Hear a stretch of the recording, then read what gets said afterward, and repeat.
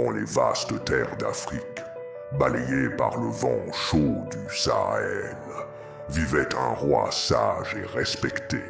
Son règne avait apporté paix et prospérité, mais une ombre planait sur son royaume. Le roi, bien que comblé de richesses et d'honneur, n'avait pas d'héritier pour lui succéder.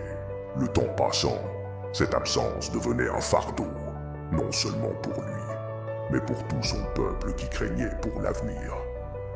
Conscient de sa responsabilité, le roi décida de trouver son successeur d'une manière peu conventionnelle.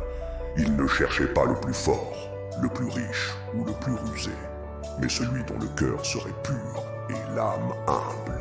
Il fit annoncer un grand défi à travers tout le royaume. Tous les jeunes hommes désireux de prouver leur valeur étaient invités au palais. Le jour venu, une foule de prétendants se pressa devant les portes du palais. Ils étaient vêtus de leurs plus beaux habits, chacun espérant impressionner le souverain. Le roi apparut alors, tenant dans ses mains un sac rempli de petites graines. Il s'adressa à la foule d'une voix calme, mais puissante. « À chacun de vous, je confie une graine. Prenez-la, plantez-la, et prenez-en soin avec la plus grande attention. Dans un an, jour pour jour, vous reviendrez ici avec la plante que vous aurez fait pousser. Celui qui me présentera la plus belle plante deviendra mon héritier et le prochain roi de ce royaume. » Les jeunes hommes reçurent leurs graines avec enthousiasme et repartirent, le cœur rempli d'espoir. Parmi eux se trouvait un jeune homme nommé Kofi. Il était connu pour sa gentillesse et son honnêteté, mais sa famille était modeste.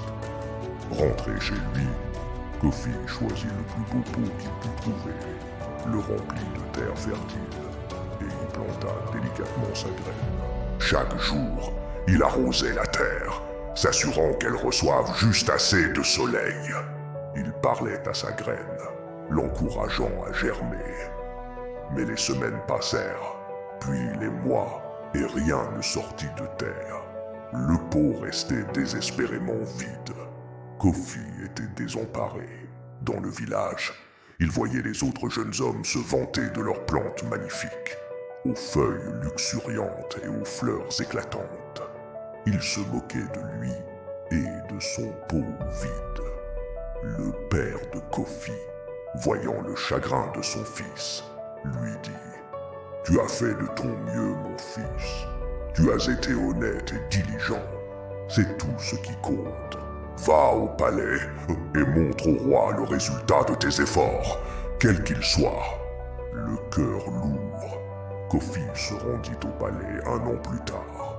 Il portait son pot vide, la honte au visage, tandis que les autres prétendants arboraient fièrement des plantes spectaculaires.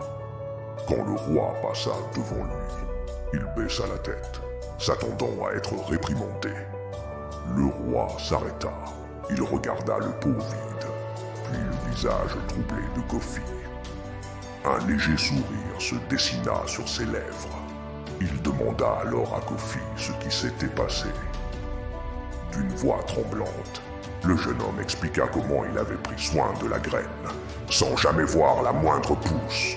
Après avoir écouté attentivement, le roi se tourna vers la foule et déclara d'une voix forte « Voici votre prochain roi !» Un silence stupéfait s'installa. Les autres prétendants protestèrent, montrant leurs plantes magnifiques. Le roi leva la main pour calmer l'assemblée.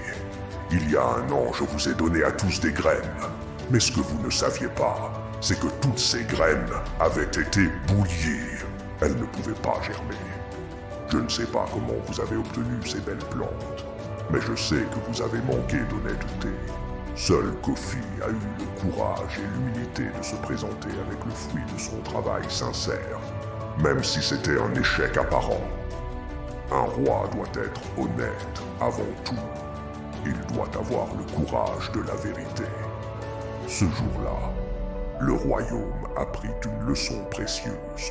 La véritable grandeur ne réside pas dans l'apparence ou le succès facile, mais dans l'intégrité, l'humilité et le courage de rester fidèle à ses principes, même face à l'échec. Kofi devint un roi juste et aimé, guidant son peuple avec la même sagesse que son prédécesseur lui avait transmise. Merci d'avoir écouté cette histoire.